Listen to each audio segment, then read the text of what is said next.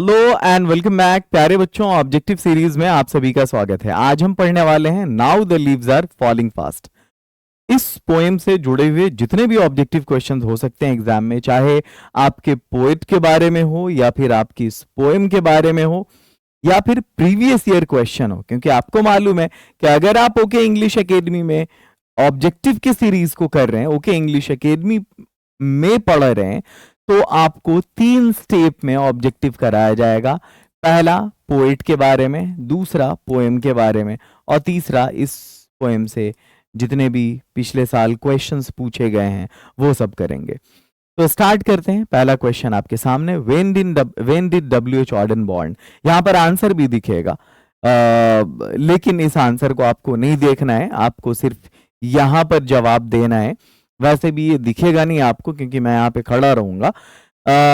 ये जरूरी इसलिए था कि बच्चे डिमांड कर रहे थे सर पीडीएफ जो प्रोवाइड किया जाता है ना, उस पीडीएफ पर आंसर भी होना चाहिए, इसलिए मैंने ये सिस्टम कर दिया है। चलो, when did W.H. Auden born? W.H. Auden कब पैदा हुए? 1907 में। क्योंकि वीडियो देखने के दौरान तो बच्चे को समझ में आ जाता है कि भाई इस सवाल का जवाब ये होगा, लेकिन बाद में जब वो पीडीएफ को देखते हैं उस पर आंसर नहीं रहता तो उन्हें थोड़ी प्रॉब्लम होती है।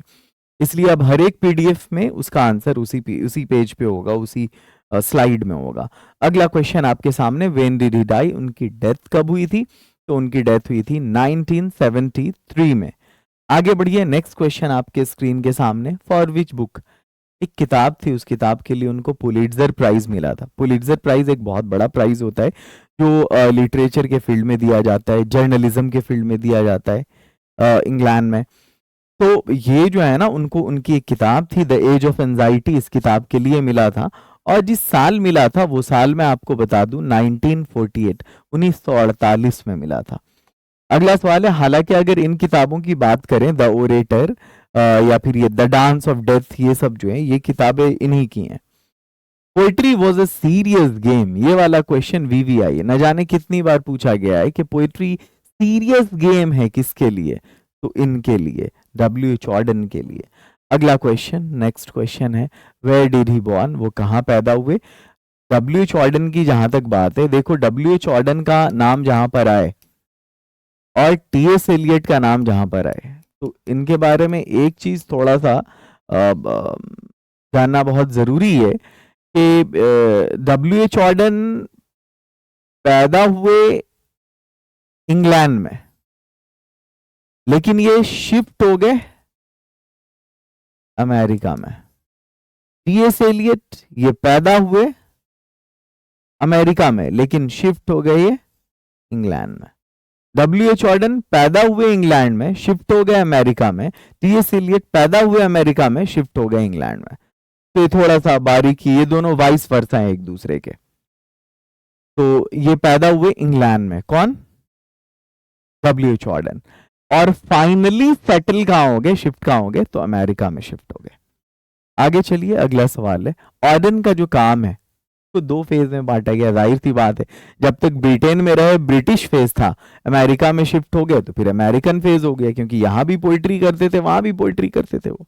अगला सवाल है, what was the full name of W.H. Auden? हाँ, बहुत जरूरी है, बच्चे इसको इग्नोर कर देते हैं। हालांकि आप जब बुक को ओपन करेंगे जहां पर राइटर के बारे में लिखा होता है, तो उनके नाम के उनका नाम दे करके एब्रिविएटेड फॉर्म में जो है W.H. Auden ब्रैकेट में वहीं पे डाल दिया गया, विस्टन ह्यूज ऑर्डन। आगे चलिए, अगला है, in which year Auden was awarded the Pulitzer prize? कौन से साल उनको पुलिट्जर प्राइज मिला? तो 1948 में। अगला सवाल है, ये जो किताबें हैं, the orators, the dance of death, look stranger, the age of anxiety, ये सब किनकी किताबें हैं? W.H. Auden की किताबें हैं। कि लेफ्ट इंग्लैंड, कौन से साल में इंग्लैंड उन्होंने छोड़ा? तो 1939 में इंग्लैंड छोड़ा। देखो इनके बारे में 3 साल बहुत फेमस है। 1907 में पैदा हुए, 1939 में इंग्लैंड छोड़ा अमेरिका शिफ्ट होने के लिए, और 1973 में इनकी डेथ हो गई। 1907 पैदा हुए, 1939 इंग्लैंड छोड़ा, 1973 डेथ हुई इनकी अमेरिका में। और हाँ, अगर आप 12th के स्टूडेंट है तो बुक आपके पास होनी चाहिए, पूरे बिहार की सबसे अच्छी अंग्रेजी वाली किताब जिसमें इंग्लिश का टेक्स्ट बुक है, जो पूरी text book word by word जिसमें समझाया गया है, बहुत अच्छे एग्जाम्पल्स के जरिए, मे आई हेल्प यू सेक्शन के जरिए और आसान भाषा में आप खुद से पढ़ के समझ जाएं। एक एक क्वेश्चन और हर एक सवाल का यूनिट वाइज क्वेश्चन भी उसी चैप्टर में। सैंपल आपको चाहिए तो आप ओके इंग्लिश एकेडमी के ऐप को इंस्टॉल करें और आप कांटेक्ट करें हमारी टीम से, आपको बुक का प्रीव्यू भेज दिया जाएगा। रेनबो राइडर है ये, इस नाम से ये बुक देखें, यहाँ पर ये रेनबो राइडर है, इंग्लिश की टेक्स्ट बुक का पूरा सोल्यूशन है। दूसरी एक किताब है इम्पल्स हमारी, अगर आपको टेक्स्ट बुक नहीं, आपको पूरा 100 मार्क्स पढ़ना है एक साथ, तो उसके लिए ये बुक है। उसी तरह से हिंदी 100 मार्क्स पढ़ना है पूरा, जिसमें 100 मार्क्स हो कंप्लीट, तो तरंग है, और उर्दू 100 मार्क्स के लिए मीज़ान अदब है।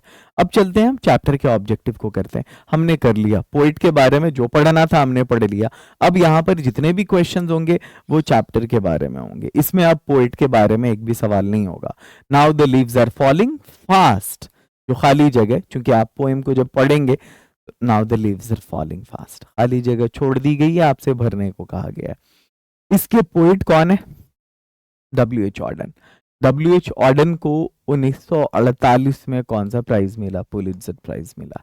ये जो लाइन है ना, and the prams go rolling on, ये कहां से? ये भी now the leaves are falling fast.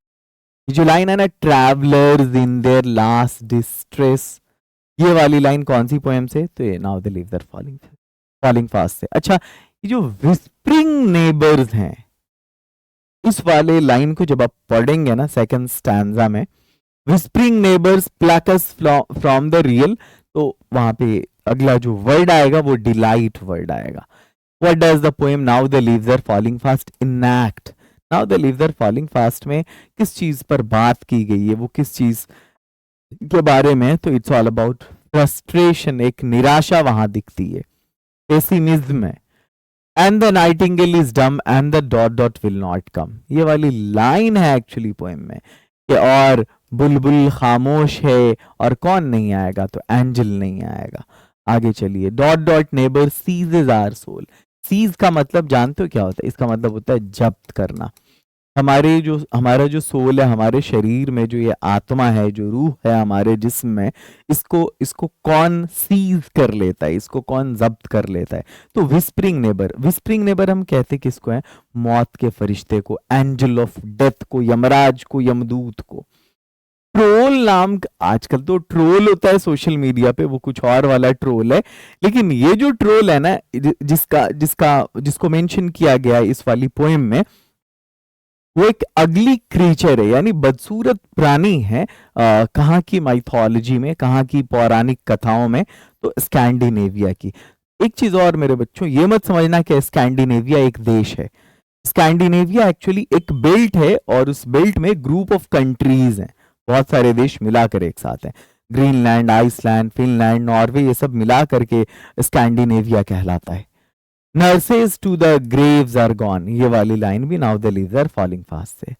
ये जो है, ये इट्स ऑल अबाउट ह्यूमैनिटी, इसमें मानवता से जुड़ी बात की गई है।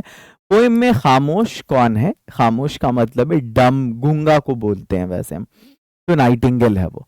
और ये जो है and the nightingale is dumb, कौन सी पोएम से? Now the leaves are falling fast से। लाइन का ध्यान रखना पड़ेगा, एग्जाम में खूब पूछता है। Travellers in their last distress, ये भी now the leaves are falling fast. And the nightingale is dumb, और कौन नहीं आएगा? तो and the angel will not come. Nurses to the graves are gone, ये भी now the leaves are falling fast से। एंड द एक्टिव क्या है जो फ्रीज हो जाएगा? तो हैंड फ्रीज हो जाएगा। And the active hands must freeze. In the second line of the poem, line के सेकेंड पोएम, सॉरी पोएम की सेकेंड लाइन में जो now the leaves are falling fast है, यहाँ पर नर्सेस फ्लावर का क्या मतलब है? तो नर्सेस फ्लावर का मतलब होता है वो फ्लावर जो सपोर्टिंग ट्री के आसपास जो है उगते हैं, उसके चारों तरफ। Now the leaves are falling fast जो है, उसमें विस्परिंग नेबर का क्या मतलब है? तो विस्परिंग नेबर का मतलब है मौत के फरिश्ते, agents of death. Troll mentioned in the poem Now the Leaves Are Falling Fast are Scandinavian ... creature. Scandinavia के कैसे प्राणी हैं? क्या वो सचमुच के प्राणी हैं? सच में जैसे हमें कुत्ता, वो बिल्ली, घोड़ा है ना, शेर, चीता ये दिखता है, क्या वैसे ही हम लोगों को वो भी दिखता है? मतलब वहां स्कैंडिनेविया में वो भी दिखता है ट्रोल? नहीं, वहां की माइथोलॉजी में है, केवल वहां की कहानियों में है, पौराणिक कथाओं में। Now the leaves are falling fast कैसी पोएम है? तो एक pessimistic poem, sorry pessimistic cum optimistic poem है।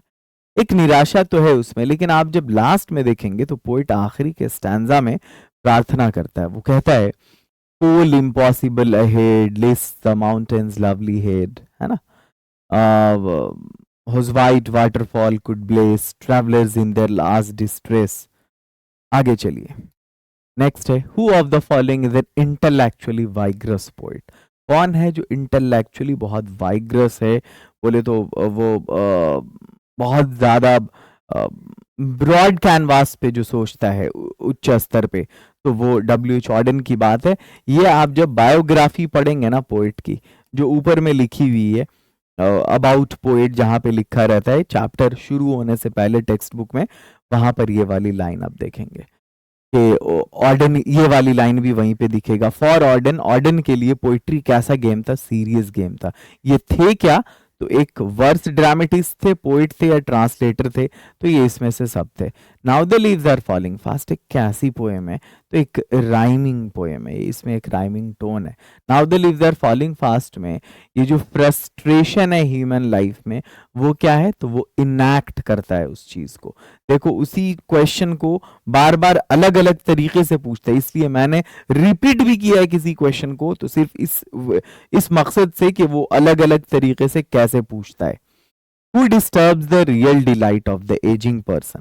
मतलब वो लोग जिनकी उम्र हो रही है, उनको उनके असल आनंद से दूर कौन करता है?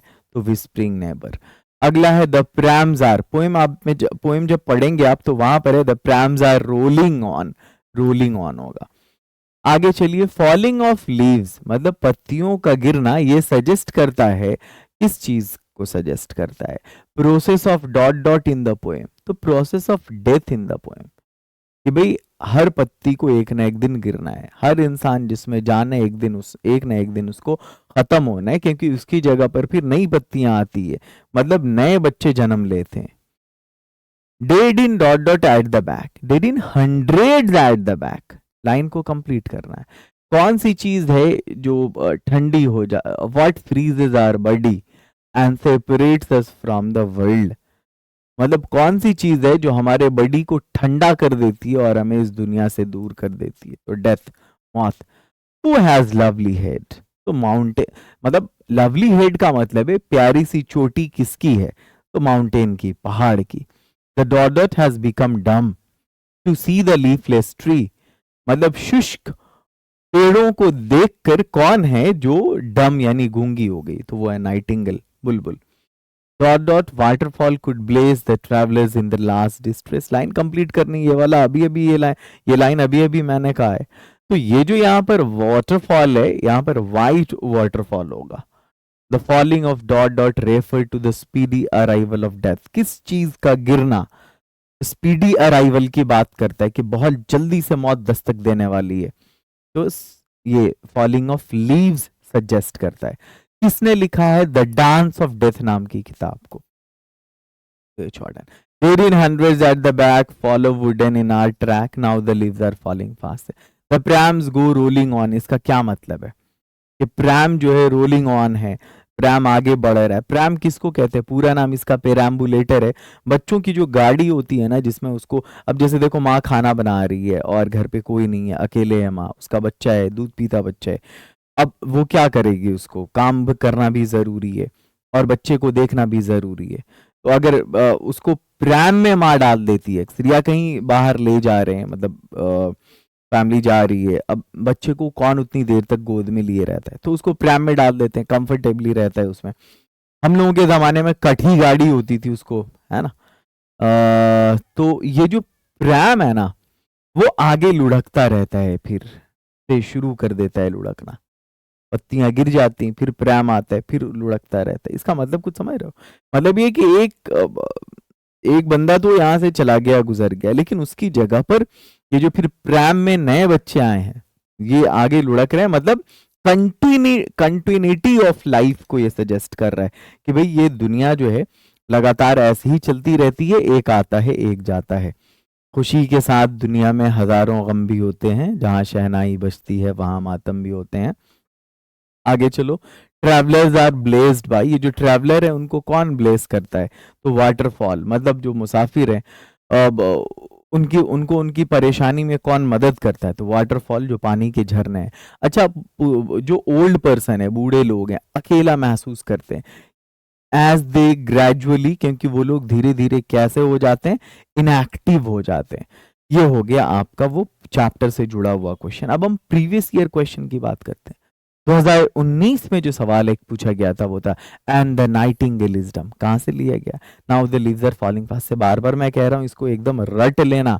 And the prams go rolling on, देखो ये क्या है भाई? 2019 साइंस वाले को एंड द नाइटिंगेल इज डम, 2019 आर्ट्स वाले को and the prams go rolling on. देख रहे हो? फिर है एंड द नाइटिंगेल इज डम, फिर से 20 में now the leaves are falling fast and the active hands must freeze lonely on the separate knees, 20 में lonely on the and the active hands must, यहां पर फ्रीज होगा। अच्छा भाई, ये है कि लाइन पूरा करिए। आगे चलिए, nurses to the graves are gone, ये भी now the leaves are falling fast. अभी सिर्फ यही चल रहा है कि भाई आप लाइन एंड पोएट बताइए। डब्ल्यू.एच. ऑर्डन को 1948 में कौन सा प्राइज मिला? तो ये था पुलिट्जर प्राइज। तो राइटर या पोएट जो है उनकी किताबों को याद रखना, उनको कौन सा अवार्ड मिला ये याद रखना बहुत जरूरी है, कब पैदा हुए मरे ये भी याद रखना जरूरी है। And the nightingale is dumb and the angel will not come. आगे चलिए, next question, who run scolding for their food in now the leaves are falling fast? तो ट्रोल्स है। कम कौन है, गूंगा कौन है इस पोएम में? तो वो नाइटिंगेल है। अगला सवाल next, Those white waterfall could bless travelers in their last distress। Poem का याद रखना बहुत जरूरी है, या उसको बार बार पढ़ना जरूरी है, क्योंकि जगह खाली छोड़ दी जाती है और आपसे पूछा जाता है भाई इस जगह को भरिए। Auden won the Pulitzer Prize for his collection of poem The Age of Anxiety। Human life is no better than death। Next question, for Auden poetry was a serious game। According to Auden, human life is no better than death। फिर से सवाल repeat है। Session में यहीं पर and करता हूं। उम्मीद है ये वीडियो आपको बहुत पसंद आई होगी, और मैंने आपके सफर को और आसान बनाने के लिए, खूबसूरत बनाने के लिए और बहुत अफोर्डेबल बनाने के लिए स्टार्ट किया अपना नया इनिशिएटिव ओके साइंस एकेडमी और ओके आर्ट्स एकेडमी के नाम से। आप जाइए, दोनों पर बहुत तगड़ी टीम मिलेगी आपको। बिहार में जितने भी चैनल देखते हैं, मैं बोलूं छोटा मुंह बड़ी बात हो जाएगी। आप जाओ, खुद देखो कि वाकई सर ने जो साइंस और आर्ट्स की फैकल्टी दी है उसमें कितना दम है। सबसे दम हमारी फैकल्टी में, और सबसे कम फीस भी हम ले रहे, 3-4-5 हज़ार नहीं, सिर्फ 999 की फीस पूरे 1 साल की। मिस मत करो इस चांस को। मिशन 25 से जरूर जुड़ो, मिशन बैच से। अगर आप बाद में जुड़ते हो, मान लिया जुलाई अगस्त से जुड़ना चाहते हो आप, तो आप जुनून बैच में जुड़ो। शुरू में जुड़ना चाहते हो तो मिशन बैच में जुड़ो, और अगर लास्ट में जुड़ना चाहते हो तो एग्जाम टाइम में जुड़ो। ठीक है, लाइव क्लास के भी होती है और रिकॉर्डेड क्लास भी होती है, दोनों तरह की क्लास होती है। सेशन में यहीं पर एंड करता हूं, मुलाकात आपसे फिर होती है अगले वीडियो में। Love you lot, have a great and wonderful night. आप इनमें से किसी भी कोर्स से जुड़ने के लिए ओके इंग्लिश एकेडमी के ऐप को इंस्टॉल करके आप ज़रूर कांटेक्ट करें। हमारी टीम आपको खुद कांटेक्ट कर लेगी जैसे ही आप इंस्टॉल करेंगे ऐप। तो love you a lot, have a great and wonderful day।